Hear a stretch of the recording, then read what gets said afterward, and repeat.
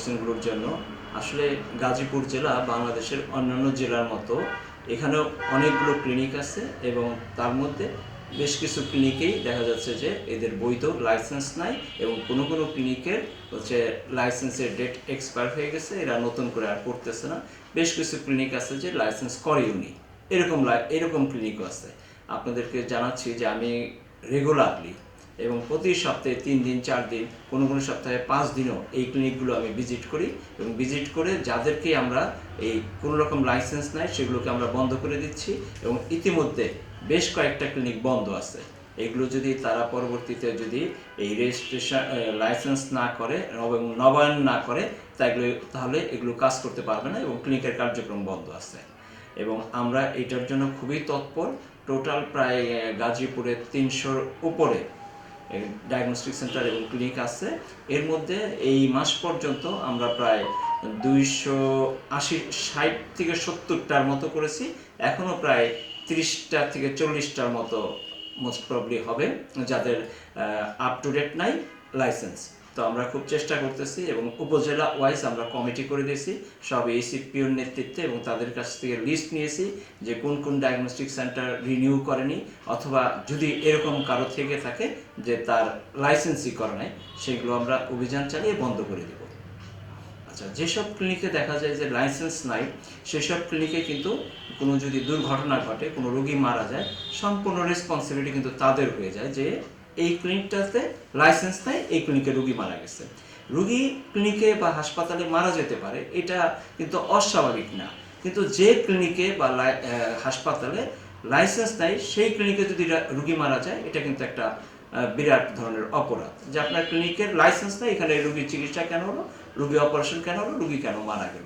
সেই জন্য আমরা এই জিনিসটাতে খুবই তৎপর যেন কোনো রকমের লাইসেন্সবিহীন ক্লিনিক হাসপাতাল গাজীপুরে চলতে না পারে এবং এই কার্যক্রম আমরা আরও জোরদার করব। আপনাদের সহযোগিতাটা আমাদের খুবই দরকার। এগুলো আসলে যদিও ডিজি হেলথ দিয়ে থাকে কিন্তু লোকাল সিভিল সার্জন অফিস তাদের একটা ক্লিয়ারেন্সের মাধ্যমে কিন্তু তারা পায়। একটা লাইসেন্সের কতগুলো স্টেপ আছে যে এইগুলো ফিল আপ করার পরে একটা সরকারি নীতিমালাও আছে যে এতখানি জায়গার ভিতরে লাইসেন্স যদি ল্যাবটা চালু করে তাহলে এটা অনুমোদন দেওয়া যেতে পারে। কিন্তু দুঃখজনকভাবে হলেও দেখা যায় যে কোনো কারণে হোক ওরা মানে সরকারের যে নীতিমালা লঙ্ঘন করে হাসপাতালের যত দূরে তাদের ল্যাবগুলো স্থাপন করার কথা কিন্তু তারা সেটা না মেনে কাছাকাছি তারা স্থাপন করে ফেলে। এবং এটা তো লাইসেন্সের ওনাদের লাইসেন্সের যে নীতিমালা আছে, যে বিধিমালা আছে, সেই নীতিমালা অনুসরণ ওনাদেরকে লাইসেন্স দিতে হবে। ক্রাইটেরিয়াগুলো ফিল আপ করলে যেন তাদের লাইসেন্স দেওয়া হয় এটা নিশ্চিত করতে হবে এবং তারা তারা যাতে যথাযথভাবে এটা পরিচালিত করে, যেভাবে করার কথা নিরাপদভাবে যাতে পরিচালিত হয় সেটা আমাদেরকে খেয়াল রাখতে হবে। একটা লাইসেন্সে পাওয়ার পরে তারা সেই লাইসেন্স অনুসরণ করছে কিনা, লোকবল ঠিকমতো আছে কিনা, ল্যাবগুলো ইনস্ট্রুমেন্টগুলো মানসম্পন্ন আছে কিনা সেগুলো দেখা জন্য আসলে একটা মোবাইল কোর্টের ব্যাপার আছে। এটাতে দেখা যায় অনেক সময় সিভিল সার্জন মহোদয় তাদের সদরে টিএচএকে নিয়ে ওনারা সদরে এটা ভিজিট করে থাকেন উপজেলা লেভেলগুলোতে, উপজেলা লেভেলে যে টিএচএ আছে তাদেরকে নিয়ে ভিজিট করে থাকে। আবার অনেক সময় দেখা যায় আমাদের স্বাস্থ্য খাতের বাইরেও ডিসি মহোদয় ওনার ম্যাজিস্ট্রেটকে দিয়েও বিভিন্ন জায়গায় ওনারা ক্রস চেক করে থাকেন। এই ক্রস চেকের মাধ্যমে আমরা এদের কাছ থেকে সর্বোত্তম সেবাটা আদায় করতে পারি আশা করা যায়। আস্তে আস্তে আরও ডেভেলপ হবে কি একটু। আপনি হসপিটাল চালাইতে যে মানে আপনার এখানে কি কি আপনি নিজে অসঙ্গতিপূর্ণ কিছু দেখেন বা যেগুলো আপনি আউট অফ কন্ট্রোল আপনি করতে পারতেছেন না? পরিষ্কার পরিচ্ছন্ন যত চেষ্টা করি, কারণ এত বেশি অ্যাটেন্ডেন্ট ঢুকে এটা করা সম্ভব না।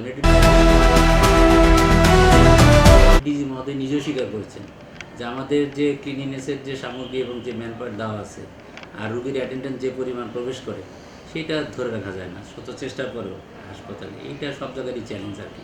হাসপাতালের বেসিক চাহিদা হলো হাসপাতাল ক্লিন থাকা। একটা ভিজিট আসা ওনারা চেষ্টা করে যে হাসপাতালটা ক্লিন থাকলে পরে ইয়েস কাজ হচ্ছে ফাংশনিং, পরে অন্য স্টেপে কথা বলতে হয়। তবে আমি চেষ্টা করি, আপনারা দেখেন হাসপাতালে আমার কী অবস্থা, হেডরা আছে, প্রশাসনিক সবাই কর্মকর্তারা আছে, হেড অ্যাসিস্ট্যান্টরা আছে, ক্লিনাররা আছে, সুইপাররা আছে।